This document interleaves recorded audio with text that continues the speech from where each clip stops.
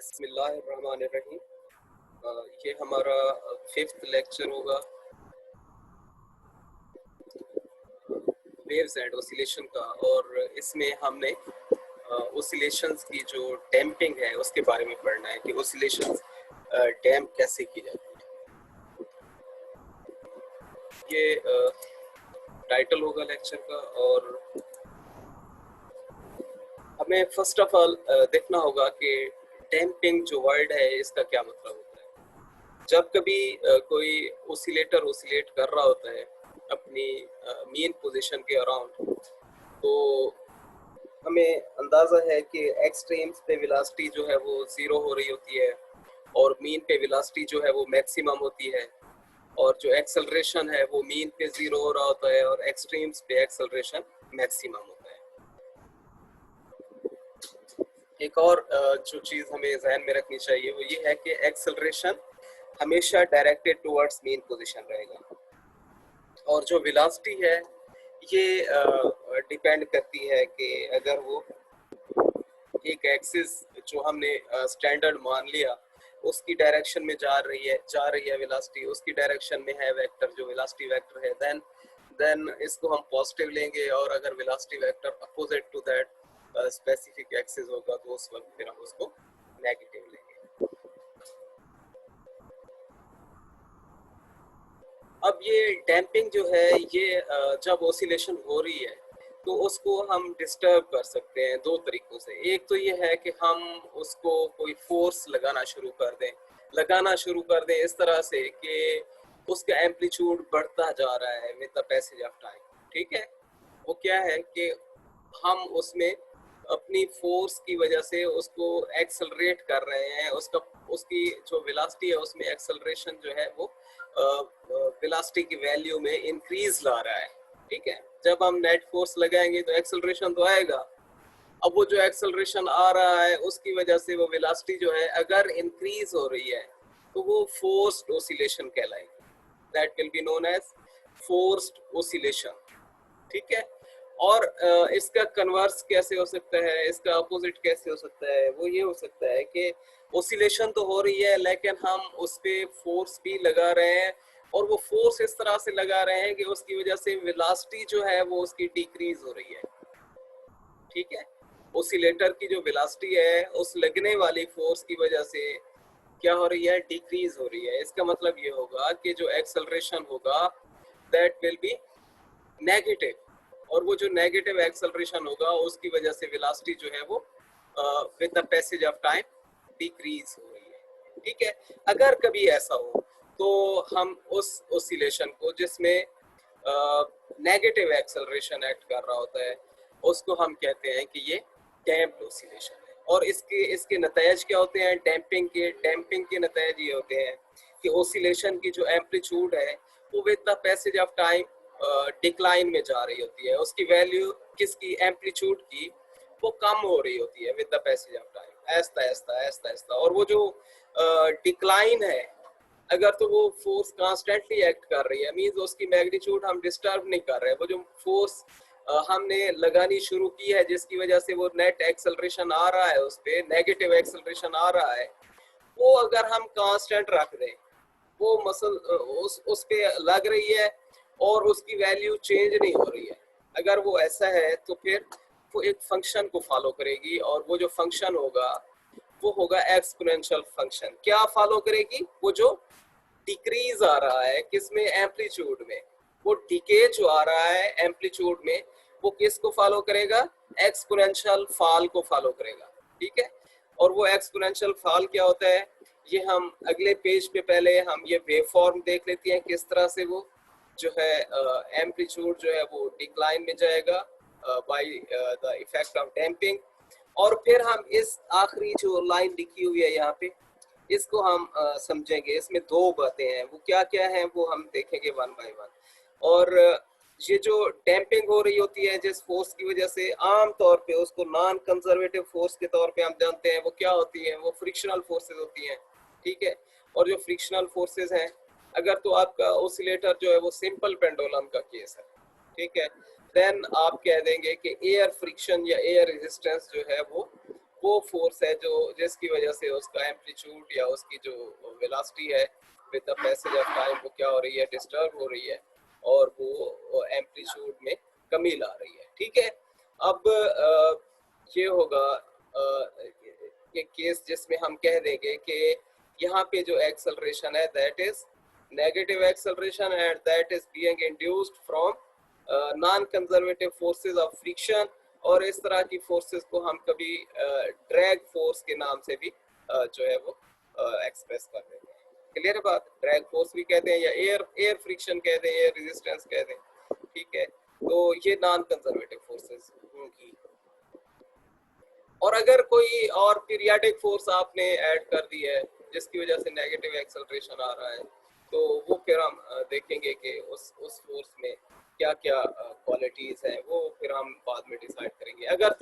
अगर तो ये सिर्फ और सिर्फ फ्रिक्शनल फोर्सेज हैं देन ये नॉन कंजर्वेटिव फोर्सेज कहलाएंगी, और एयर फ्रिक्शन के केस में हम इसको ड्रैग फोर्स भी कह देते हैं, या मीडियम फ्रिक्शन जो आप कोई और गैसेज इंसर्ट कर देते हैं उस स्पेसिफिक रीजन में जहाँ पे ओसिलेशन हो रही है। लेट वो ग्लास सील्ड है आपका जो क्या है पेंडुलम का सिस्टम है, उसमें आपने कोई और गैसेज इंसर्ट कर दिए हैं, तो गैस मॉलिक्यूल्स की डेंसिटी अगर बढ़ जाएगी तो फिर ड्रैग फोर्स भी उस पर जो है वो ज्यादा हो जाएगी। तो वो इस तरह से हम मॉडिफाई कर सकते हैं एयर रेजिस्टेंस या एयर फ्रिक्शन या ड्रैग फोर्स को। अब इसमें क्या दो बातें लिखी हुई हैं, एक तो ये है कि रेट ऑफ डिके डिक्रीजेस, ठीक है, with the passage of time as oscillation decays the rate of decay decreases. ये हमने देखना है कि जब ओसिलेशन डिके होना शुरू हो जाती है तो जो इनिशियल लेवल पे डिके होता है वो ज्यादा होता है, इसका मतलब ये है। और जो आने वाले जो क्या होते हैं टाइम स्पैन्स होते हैं उसमें उसमें डिके तो हो रहा होता है लेकिन रेट ऑफ डिके जो है वो कम हो जाता है। ये एक बात हम ये समझेंगे। दूसरा क्या है, दूसरा ये कह रहा है कि the difference between successive peaks is lesser. अब ये जो एम्पलीट्यूड में डिफरेंस आ रहा होगा सक्सेसिव पीक्स में, वो ये बता रहा है कि कंपैरेटिवली वो क्या होता है, कम होता है। अगर इसका मतलब ये है कि अगर हम कोई दो पीक्स उठा लें जो सक्सेसिव नहीं है तो उनके जो एम्पलीट्यूड में फर्क होगा वो ज्यादा होगा compare to the difference in amplitude between any two successive peaks. ठीक है, ये दो चीजें हम अपने डायग्राम के जो है हेल्प से हम इसको अंडरस्टैंड करते हैं। ये हमारे पास डैम्प्ड ओसिलेशन की जो एक वेव फॉर्म बन रही है, इसमें हमने क्या किया है कि ये हमारा ओरिजिन है, ये एक्स एक्सिस है, और इस एक्स एक्सिस पे हमने टाइम लिया हुआ है। ये टी नजर आ रहा होगा आपको, इसमें हमने टाइम लिया हुआ है एक्स एक्सिस पे।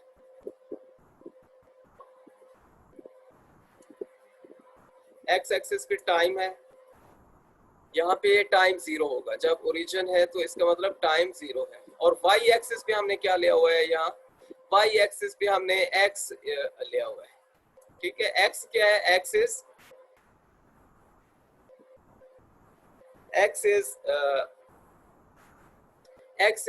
Displacement from mean position. X is displacement from mean position. अब जब टाइम जीरो है तो जो हमारा ऑसिलेटर है वो अपनी एक्सट्रीम पोजीशन पे है। हमने कहा कि जब टाइम जीरो है जो एक्सट्रीम पोजीशन का डिस्प्लेसमेंट है मीन पोजीशन से, वो एक्स मैक्सिमम है, और उसको कहा कि ये हमारा एम्पलीट्यूड है। इनिशियल जो एम्पलीट्यूड ऑफ ओसिलेशन है वो ए है। ठीक है, अब हमने क्या किया कि इधर से इसको जो है वो जो ओसिलेटर है उसको अलाउ किया कि वो ओसिलेट करना शुरू करे, और साथ ही हमने एयर फ्रिक्शन भी जो है मीडियम में जो है वो नॉन जीरो कर दी। और दूसरा क्या किया, यहाँ से टाइम भी स्टार्ट कर दिया, स्टॉप वॉच पे टाइम भी हमने कैलकुलेट करना शुरू कर दिया।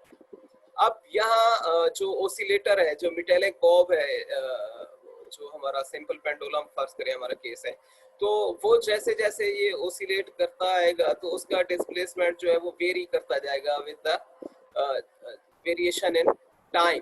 ठीक है, वो कभी जो है एक्सट्रीम पे होगा, कभी मीन पे होगा, कभी दूसरी एक्सट्रीम पे होगा, और ये बाकी सारी उसके दरमियान की जो पोजीशन है, कभी यहाँ होगा कभी यहाँ होगा। तो इस तरह से हम as a function of time देखेंगे किसको, डिस्प्लेसमेंट। डिस्प्लेसमेंट क्या होगा, as a function of time act कर रहा होगा। ये कभी जीरो भी हो रहा है, टाइम फर्ज करें यहाँ पे है तो इस वक्त डिस्प्लेसमेंट जीरो हो चुका है। अगर टाइम हम यहाँ पे लें तो इस वक्त डिस्प्लेसमेंट यहाँ पे है, ये पोजीशन बन रही है। ठीक है, इसी तरह टाइम ये पॉइंट है, अगर ये एक्सिस पे ये वैल्यू ले लें टाइम की तो ये डिस्प्लेसमेंट बनेगा। इसी तरह आप कोई और भी पॉइंट ले सकते हैं, या टाइम का ये पॉइंट ले लें और कहें कि ये इसका डिस्प्लेसमेंट बन रहा है इसका। ठीक है, तो as a function of time जो है डिस्प्लेसमेंट वेरी कर रहा है, और ये वेव फॉर्म ये बता रही है। अब यहाँ हमने देखना है कि जब हमने टाइम जीरो लिया हुआ था तो उस वक्त तो हमारा एक्स मैक्सिमम जो है वो ए था।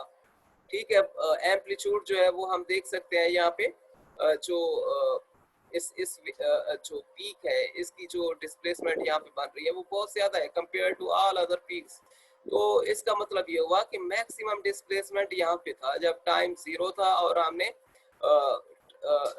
हमने ओसिलेटर को जो है वो अभी मीडियम में ओसिलेट करवाना शुरू नहीं किया था। ठीक है, तो जैसे ही हमने मीडियम में उसको ओसिलेट करवाना शुरू किया तो फिर उसका क्या हुआ, फिर उसका ये हुआ कि जो एम्पलीट्यूड है वो कम होना शुरू हो गया। एम्पलीट्यूड क्या हुआ, कम होना शुरू हो गया। अब एम्पलीट्यूड यहाँ पे देखें और यहाँ पे देखें, यहाँ पे ज्यादा है, यहाँ पे कम हो चुका है। इसकी रीजन क्या है, इसकी रीजन ये है कि वो जो फ्रिक्शनल फोर्सेस हैं, एयर फ्रिक्शन, वो इसकी ओसिलेशन को अपोज कर रही है, वो अपोज कर रही है। तो फिर ये मीन पोजीशन से, जो कि इस लाइन पे हम देख सकते हैं ये मीन पोजीशन है, उससे ज्यादा दूर नहीं जाने दे रही है इसको ओसिलेटर। ठीक है, अब अगले ओसिलेशन में वो फर्दर डिक्लाइन में चला गया, क्या, एम्पलीट्यूड। इसी तरह नेक्स्ट ओसिलेशन में वो और डिक्लाइन में हो गया। ठीक है, इस तरह से ये सारे का सारा हम पैटर्न देख सकते हैं। इसमें जो ओसिलेशंस हैं वो क्या हो रही है, ओसिलेशंस लेसर एम्पलीट्यूड की तरफ जा रही है। ठीक है, जो प्रीवियस एम्पलीट्यूड है वो कमिंग जो नेक्स्ट वेव का एम्पलीट्यूड होगा उससे ज्यादा ही होगा। ठीक है, तो ये देख सकते हैं आप। अब ये जो पैटर्न बन रहा है ना, ऐसे अगर हम यहाँ पे ये एक डॉटेड लाइन लगा दें, जैसे यहाँ पे हम देख सकते हैं ये डॉटेड लाइन। ठीक है, तो ये डॉटेड लाइन जो है, ये डॉटेड लाइन एक इक्वेशन बना रही है, और वो इक्वेशन बन रही है ये एक्स मैक्सिमम ऑफ टी।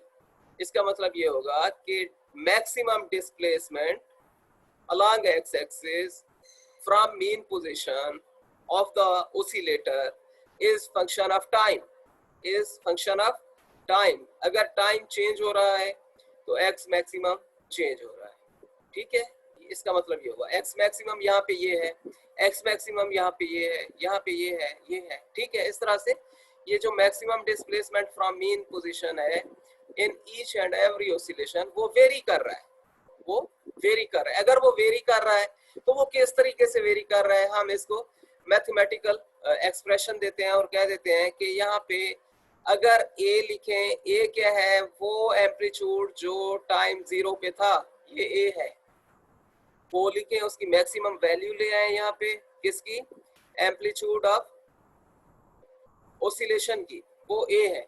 ठीक है, और साथ में ये जो डॉटेड लाइन है, मैंने पहले कहा कि ये एक्सपोनेंशियल फंक्शन को फॉलो कर रही है, वो एक्सपोनेंशियल फंक्शन ले आए साथ उसके जो है वो प्रोडक्ट में, और कह दें कि ये इसकी जो पावर है एक्सपोनेंशियल फंक्शन की, that is minus T over T, minus T over tau. अब ये टा क्या है, टी तो हमें पता है कि ये इस एक्सिस पे हमने टाइम लिया हुआ है, यहाँ पे इसकी वैल्यू ले लेंगे तो वो टी होगी, यहाँ पे ये वैल्यू ले लेंगे टी होगी। अब ये टा क्या है, टा जो है वो हम कहते हैं कि ये एक पर्टिकुलर जो है वो एम्पलीट्यूड की वैल्यू जो है वो एक्सप्रेस कर रहा है, पर्टिकुलर वैल्यू ऑफ एम्पलीट्यूड को रिप्रेजेंट कर रहा है टा, वो कितनी वैल्यू है, वो है 37% ऑफ दिस ओरिजिनल एम्पलीट्यूड। इसको अगर आप 100 कह दें, ये एम्पलीट्यूड जो है फर्ज करें ये 100 मीटर है, ये क्या है 100 मीटर है यहाँ से यहाँ तक, तो जब 37 मीटर रह जाएगा ना एम्पलीट्यूड, फर्ज करें यहाँ पे 37 मीटर रह गया, ठीक है, तो जब ये 37 मीटर रह जाएगा, वो 37 मीटर 100 से 37 मीटर तक आते आते जो टाइम लगा वो टा कहलाएगा। वो क्या कहलाएगा, वो टाइम टा कहलाएगा, और इसको टाइम कांस्टेंट कहेंगे। अब ये सोचने की बात है कि 37 क्यों हम कह रहे हैं, हम 38 क्यों नहीं कह देते, 40 क्यों नहीं कह देते। तो 37 दरअसल ये ई से एक नंबर जो है हमें मिल रहा है, वो क्या है कि जब ये टा और टी बराबर होंगे, जब ये टा और ये टी, ये स्मॉल टी और ये टा जब ये बराबर होंगे, तो ये न्यूमरेटर और डिनोमिनेटर कैंसिल हो जाएंगे, यहाँ पे 1 आएगा। जब ये 1 आएगा तो इक्वेशन क्या बन जाएगी, ए ई रेज टू पावर -1। तो इसको लिख सकेंगे हम ए ओवर ई, ए ओवर ई। और ई जो है ये नेचुरल लॉग में इसकी एक स्पेसिफिक वैल्यू है, और वो क्या है 2.7, यहाँ हम देख सकते हैं 2.7। अब ये ए को हमने 100 रखा हुआ है जब, और उसको 2.7 पे डिवाइड कर दें तो वो 37 आता है। क्या आता है नंबर, 37 आता है। क्लियर है बात। तो वो जो ई जो है आप कह दें कि जब ये डिनोमिनेटर में जा रहा है, ई क्या है exponential function with its power 1। अब जब ये डिनोमिनेटर में होगा तो ए जो है वो एम्पलीट्यूड है, वो उसको जो कट लगाएगा, वो कितनी कट लगाएगा, वो 63% उसमें रिडक्शन ले आएगा, 63% उसमें रिडक्शन ले आएगा। तो रेजिड्यू में क्या बच जाएगा, रेजिड्यू में 37% जो है एम्पलीट्यूड वो बच जाएगा।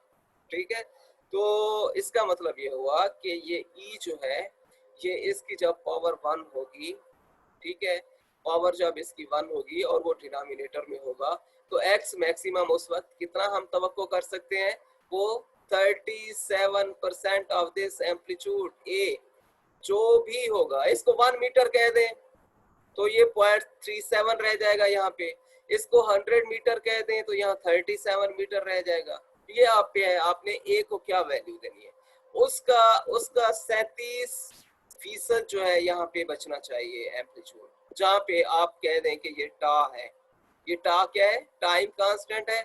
और इसका काम क्या है, इसका काम ये है कि ये इंश्योर करता है कि उस पॉइंट पे जहाँ पे ये टा लाई कर रहा है, उस टाइम जो इंस्टेंट है उस पे जो एम्पलीट्यूड है वो ओरिजिनल एम्पलीट्यूड का 37% तक बच रहा हो, उससे ना ज्यादा हो ना उससे कम। अच्छा, ये हमने टा समझ लिया, टा क्या होता है, ठीक है। वेयर ई इज 2.7 और इसमें जो है वो हम कह देते हैं कि ये नेचुरल लॉग में इसकी ये वैल्यू है। और ए क्या है, ए इज इनिशियल एम्पलीट्यूड, जो हमने यहाँ पे देखा ये इनिशियल एम्पलीट्यूड था जब टी जो है वो 0 था, और हमने ऑसिलेटर को अभी अलाउ नहीं किया था कि वो जो मीडियम है उसकी फ्रिक्शन का सामना करें, ठीक है। अब the steady decrease in maximum is exponential decay. अब ये जो डिक्रीज आ रहा है ना, ये इसको स्टेडी डिक्रीज कहते हैं।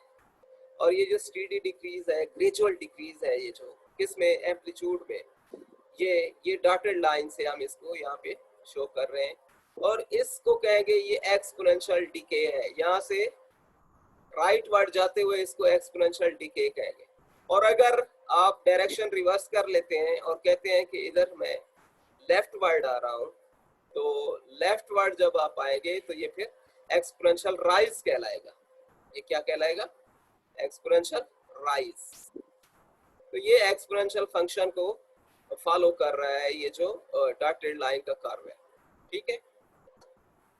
टा हमने समझ लिया, टा क्या है, टा इज टाइम कांस्टेंट, और ये क्या देता है, ये टाइम जो है टा के इक्वल जो टाइम होगा वो क्या देगा, 37% ऑफ द ओरिजिनल एम्पलीट्यूड यहाँ पे मिलेगा। ये अगेन सेम वही बात यहाँ पे हम कुछ और वे से एक्सप्रेस कर रहे हैं। और वे क्या है, यहाँ पे हमने कहा था कि x मैक्सिमम ऑफ t जो है वो a e raise to power minus t over tau है। इसके लिए आप एज्यूम कर लें कि आपका अगर पेंडुलम है तो वो ऐसे x एक्सिस पे ऑसिलेट कर रहा है। तो उस वक्त जब हम मीन पोजीशन से उसका डिस्प्लेसमेंट मेजर करेंगे तो वो क्योंकि अलॉन्ग x एक्सिस होगा तो उसको कह देते हैं ये x मैक्सिमम ऑफ t है, ठीक है ना। तो ये जो डिस्प्लेसमेंट है ये फंक्शन ऑफ टाइम है और ये क्या हो रहा है, ये अलॉन्ग x एक्सिस मेजर हो रहा है, तो इसलिए हम इसको कह देते हैं कि ये x मैक्सिमम ऑफ t है। लेकिन यहाँ जो ये एग्जांपल है इसमें आप कह दें कि जो आपका ऑसिलेटर है वो वर्टिकल एक्सिस पे मूव कर रहा है। यहाँ देखना है कि यहाँ अगरचे इसको हम आमतौर पे y एक्सिस मानते हैं, लेकिन यहाँ डिस्प्लेसमेंट ड्रा कर रहे हैं, इसलिए हमने यहाँ पे x लिखा हुआ है। ये x किसको रिप्रेजेंट कर रहा है, डिस्प्लेसमेंट फ्रॉम मीन पोजीशन, ठीक है। तो इसलिए हम यहाँ पे x लिख रहे हैं। यहाँ हॉरिजॉन्टल एक्सिस पे हम t ले रहे हैं, हॉरिजॉन्टल एक्सिस पे क्या ले रहे हैं, t ले रहे हैं, वर्टिकल एक्सिस पे हम डिस्प्लेसमेंट ले रहे हैं। वही कर रहे हैं यहाँ भी, नेक्स्ट पेज पे भी हम वही कर रहे हैं कि ये वर्टिकल एक्सिस है, यहाँ पे हम y ले रहे हैं और हॉरिजॉन्टल पे स्टिल हम t ले रहे हैं, लेकिन यहाँ एक्सप्रेशन में हमें x की जगह पे y मिल रहा है। इसका क्या मतलब हुआ, इसका मतलब ये हुआ कि हमारा ऑसिलेटर जो है वो y एक्सिस पे जो है वो ऑसिलेट कर रहा है। ये कोई mass attach to a spring भी हो सकता है, ये और कोई ऑसिलेटर ले लें जो अलॉन्ग y एक्सिस जो है वो ऑसिलेट कर सके। क्लियर है बात। तो y equals a e raise to power minus t over tau. अब ये तो फॉलो कर रहा है ना वही जो हमारा प्रीवियस पेज पे डॉटेड लाइन का कर्व था उसको फॉलो कर रहा है। ये y जो है उसी को फॉलो करेगा और यहाँ पे वो कर्व जो डॉटेड लाइन में था वो यहाँ पे रेडिश लाइन में हमें नजर आ रहा है, ये ठीक है। ये सेम यही चीज थी ना, ये उसको हमने यहाँ पे इस तरह से एक्सप्रेस कर दिया और कहा कि ये जो a है ये ओरिजिनल वैल्यू है किसकी, एम्पलीट्यूड की, ये इनिशियल वैल्यू है। और जब ये इस रेडिश लाइन पे आ जाएंगे इसमें फिर ये फंक्शन जो है वो वैलिड होगा। ये y will be a function of a e raise to power minus t over tau. ये जैसे जैसे जो टाइम की वैल्यू चेंज होती जाएगी, जैसे जैसे टाइम की वैल्यू चेंज होती जाएगी वैसे वैसे y की वैल्यू भी चेंज हो जाएगी, क्योंकि अब इसमें a भी कांस्टेंट हो जाएगा, e भी कांस्टेंट हो जाएगा, टा भी कांस्टेंट हो जाएगा, तो t जो है वो डिसाइड करेगा y कितना है, ठीक है। y की वैल्यू आपको किसी लम्हे चाहिए है, यहाँ पे चाहिए है, तो आप यहाँ पे t एक्सिस पे जा रहे हैं, आप t की जो वैल्यू है इस पॉइंट पे वो उठाएंगे, प्लेस करेंगे उस इक्वेशन में और वो y दे देगा आपको डायरेक्ट यहाँ इस पॉइंट पे। आप कह देंगे कि ये y है, ये ठीक है। इसी तरह आपको यहाँ इस पॉइंट पे y चाहिए तो आप जो t की वैल्यू होगी वो प्लेस करेंगे इस इक्वेशन में और ये क्या करेगा, ये जो वैल्यू आ रही होगी इस पॉइंट पे y की जो वैल्यू होगी वो कितनी होगी वो यहाँ से आप मेजर कर सकते हैं, ये वैल्यू ये उठा के दे देंगे, ठीक है। तो इस तरह से आप कह दें कि ये जो y है ये भी हम वर्टिकल एक्सिस पे ले रहे हैं, ये भी मीन पोजीशन से डिस्प्लेसमेंट को एक्सप्रेस कर रहे हैं, जैसे प्रीवियस पेज पे हमने x को लिया था वर्टिकल एक्सिस पे। ओके, अब ये इक्वेशन है, इसमें जब t0 प्लेस करते हैं तो t0 प्लेस करने का मतलब आप इस पॉइंट पे हैं, तो इसका मतलब ये है कि y इक्वल्स a, और जब आप t टा के बराबर प्लेस करेंगे, t टा के बराबर प्लेस करने का मतलब है कि आप इस इक्वेशन को a ओवर e बना रहे हैं, इस साइड को, राइट हैंड साइड को a ओवर e बना रहे हैं। जब आप इसको a ओवर e बनाते हैं तो ये क्या देगा फिर, 37% ऑफ दिस a, ठीक है। a ओवर e का मतलब 37% ऑफ एम्पलीट्यूड, क्लियर है बात। और अगर t जो है वो 2 टा हो जाता है, अगर यहाँ तक आप कह दें कि ये टा है, टा का मतलब ये है कि ये 37% तक एम्पलीट्यूड आ गया है अब आपकी जो ओसिलेशन हो रही है उसका, ठीक है। और यहाँ अगर ये 100 है तो इसका 50 यहाँ कहीं बनेगा, 50% यहाँ पे कहीं बनेगा, और ये 37% हो गया। ठीक है, तो ये 37% यहाँ पे आपको मिल रहा है। अगर इसका डबल कर दें, टा डबल कर दें, मीन्स 2 टा यहाँ तक हो जाएगा, यहाँ से यहाँ तक अगर टा है तो इसका डबल यहाँ तक 2 टा हो जाएगा। ये टाइम है, याद रखना है, ये टा भी टाइम का यूनिट ही है। सिर्फ इसकी खासियत क्या है कि ये 37% ऑफ एम्पलीट्यूड से लिंक्ड है। ठीक है, और 2 टा जो होगा वो क्या होगा, 2 टा का मतलब ये होगा कि आप a ओवर ई स्क्वायर बना रहे हैं, यहाँ इस राइट हैंड साइड को क्या कर रहे हैं, a ओवर ई स्क्वायर कर रहे हैं। a ओवर ई स्क्वायर का मतलब ये होगा कि 2.7 का स्क्वायर ले रहे हैं, 2.7 का स्क्वायर लें तो ये सम 7.8 के राउंड अबाउट आएगा। ठीक है, तो इसका मतलब ये हुआ कि आप a अगर 100 ले रहे हैं तो उसको 8.7 पे डिवाइड करने जा रहे हैं। यहाँ 8.7 पे जब आप डिवाइड करेंगे तो ये 12-13% रह जाएगी यहाँ पे जो एम्पलीट्यूड होगी इस पॉइंट पे। इसका अगर ये 100% है यहाँ पे तो ये कितना रह जाएगी, 12 समथिंग। ठीक है ना, इतने परसेंट रह जाएगी यहाँ पे। तो इस तरह आप कह दें कि ये जो टाइम है वो किस तरह से जो फाई है, जो कि एम्पलीट्यूड है, जो कि डिस्प्लेसमेंट फ्रॉम मीन पोजीशन है किसका, ओसिलेटर का, उसको कैसे एडजस्ट कर रहा है वर्सेस टाइम, ये हम देख सकते हैं ऐसे क्वेश्चन से। इसी तरह अगर टी जो है वो एन टा करेंगे तो ए ई रेस टू पावर एन हो जाएगा।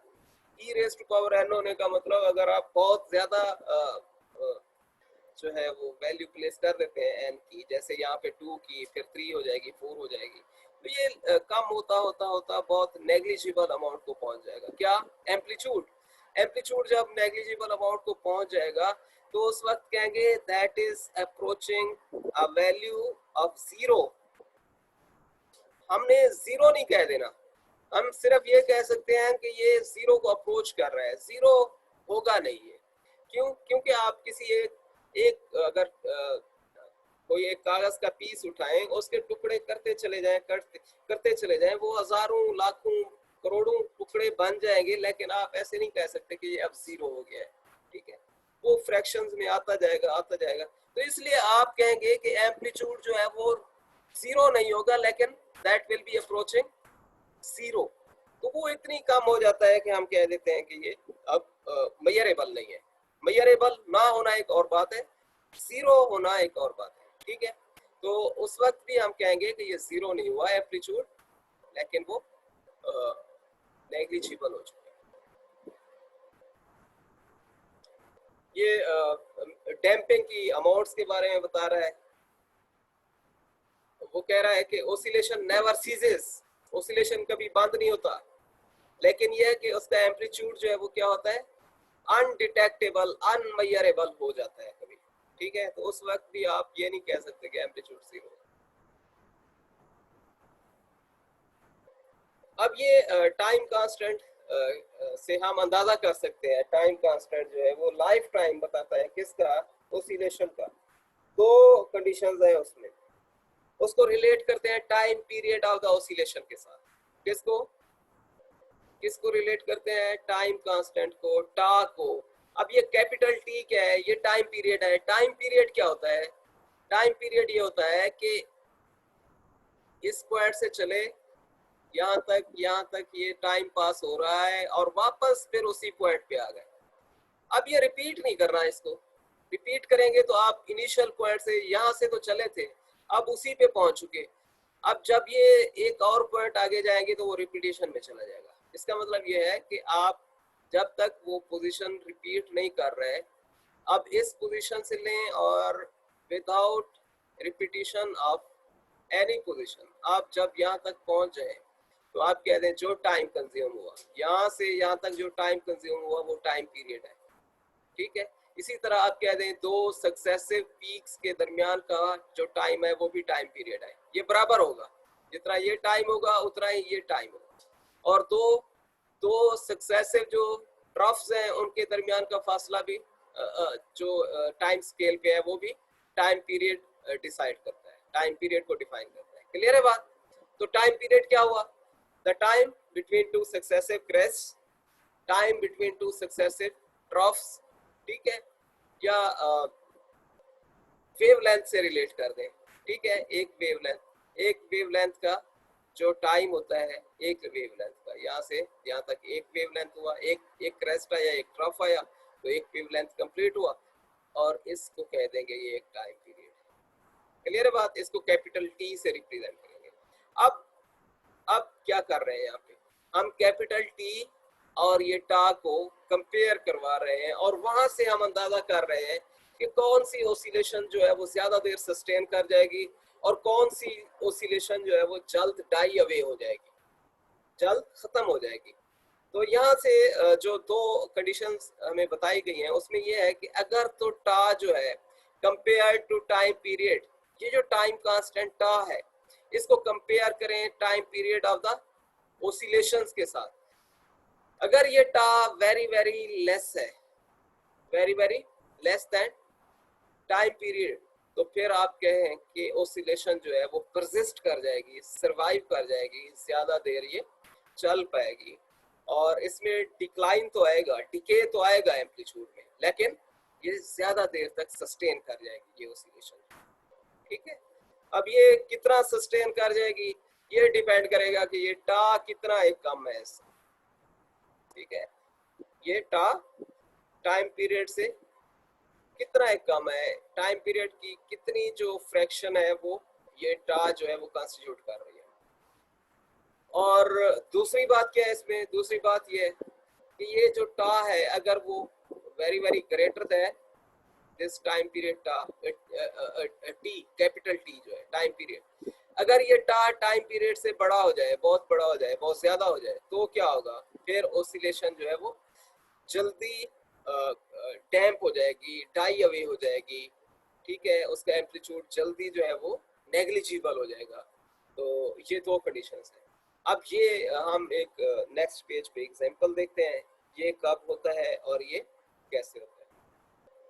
ये हम देख सकते हैं यहाँ पे, ये हमारी जो एम्पलीट्यूड है एट टाइम टी जीरो है, इस वक्त हमारा ऑसिलेटर जो है वो अपनी मैक्सिमम जो एक्सट्रीम पोजीशन का डिस्प्लेसमेंट है उस पे अलाई कर रहे हैं, और यहाँ से जैसे ही हमने ऑसिलेटर को क्या किया, ऑसिलेट करवाया और वो फ्रिक्शनल फोर्सेस का सामना किया उसने, तो दो तरह से वो बिहेव कर रहा है। एक, जब फ्रिक्शनल फोर्सेस जो है वो इस तरह से बिहेव कर रही है कि उनमें जो डैम्पिंग है वो है तो सही, लेकिन वो डैम्पिंग फैक्टर जो है उसकी वैल्यू जो है वो कोई ज्यादा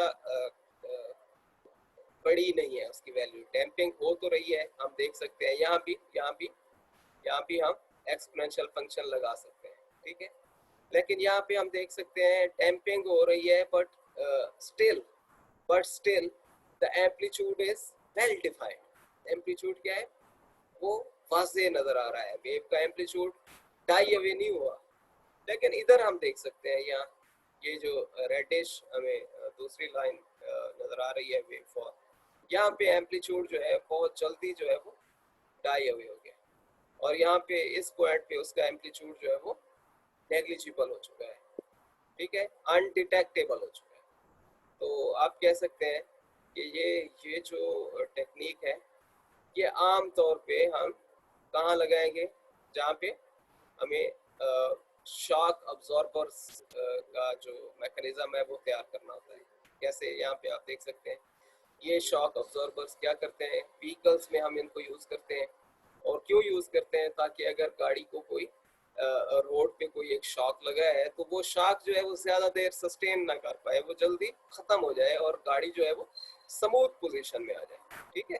और अगर ये वाला जो मैकेनिज्म है ये हम अप्लाई करेंगे तो वो फिर क्या होगा, वो होगा कि ओसिलेशन ज़्यादा देर सस्टेन कर जाएगी, एक शॉक लगेगा वो बहुत ज़्यादा टाइम के लिए वो क्या होगा, वो वो सस्टेन करेगा, और उससे क्या होगा, मुसलसल डिस्टरबेंस होगी और गाड़ी जो है वो स्मूथली रन नहीं कर पाएगी। क्लियर है बात? तो इसमें आप कह सकते हैं, इसमें जो टा है that is very very greater than T, टा क्या है, very very greater than T है। और इसमें जो दूसरा केस है ये वाला, इसमें इसमें आप कह दें कि क्योंकि जो डिक्लाइन आ रहा है उसकी वजह से एम्पलीट्यूड जो है वो नेग्लिजिबल नहीं हुआ। जो डैम्पिंग हो रही है उसमें एम्पलीट्यूड स्टिल क्या है, वो सिग्निफिकेंट वैल्यू जो है वो पोजेस कर रहा है। तो इसलिए हम कह देंगे कि यहाँ पे जो टा है that is very very less than T, time period से उसकी वैल्यू जो है वो बहुत कम है। और आगे एक एग्जांपल है, ये आपने खुद से ट्राई करना है, उसको पढ़ना है।